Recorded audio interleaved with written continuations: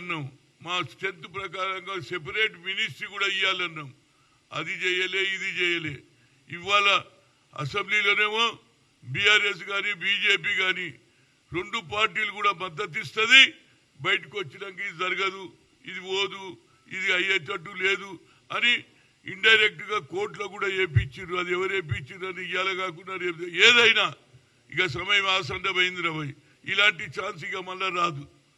ఒక నాయకుడు, అపోజిషన్ నాయకుడు, ఇందిరాగాంధీ కుటుంబంలో ఉన్నటువంటి ఏది ఆ బ్లడ్ లో జెనెటిక్స్ ఉంది కాబట్టి ఇవాళ వీకర్ సెక్షన్ కు న్యాయం చేయాలంటే దాన్ని అడ్డుకుంటున్నారు. కాబట్టి ఇక మనం ఏది ఇందిరా పార్క్ దగ్గర ధర్నాలు అవసరం లేదు, అదేవిధంగా జంతర్ మంతర్ పోయే అవసరం లేదు.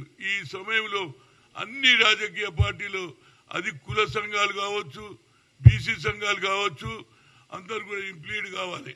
రేపు 8 అడుగున్నది కాబట్టి 6 కోర్టు ఓపెన్ అవుతుంది. అందరు రండిరా బాబు, చేద్దాం, మా స్ట్రెంత్ ఏదో చూపిస్తాం. ఎందుకంటే జ్యుడిషియరీలో కూడా మాకు అన్యాయం జరుగుతుంది. మాకు చెప్పే నాయకుడే లేడు కాబట్టి అందరం వేస్తాం. నేను కూడా వేస్తున్నా. అందరూ ఇదే విధంగా కుల సంఘాలు, ఏదైతే బీసీ ఆర్గనైజేషన్ అందరికి అప్పీల్ చేస్తున్నా, రండి ఇంప్లీడ్ అయిదాం. ఎట్లా అయ్యారో చూద్దాం.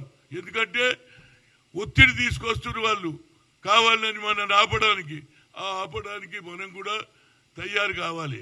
ఇక ఇప్పుడు రాకపోతే ఇక మన భవిష్యత్ ఇంతే. 27% ఎప్పుడో ఇచ్చారు మండలి కమిషన్, ఇప్పటిదాకా అదే ఇంప్లిమెంట్ అయితే లేదు. ఇవాళ ఒక నాయకుడు రాహుల్ గాంధీ నేను చేస్తా అన్నాడు, దాన్ని ఇంప్లిమెంట్ చేసిండు రేవంత్ రెడ్డి. ఆయనకు నా హృదయపూర్వక ధన్యవాదాలు.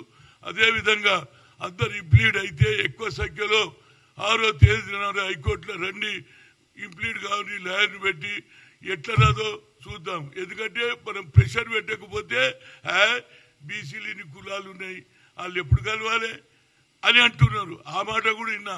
అరే మేము ఎవడన్నా ఎన్ని కులాలు ఉన్నా బీసీ అనగానే ఒకటే రాబోయ్, ఇంట్లో నో తేడా ఎవడనగానే. ఇంకోటి మా ప్రియాంక గాంధీ గారు ఒక ఈబీసీ అంటే నేను ఏంటో ఈబీసీ అంటే ఏంటో అనుకున్నా.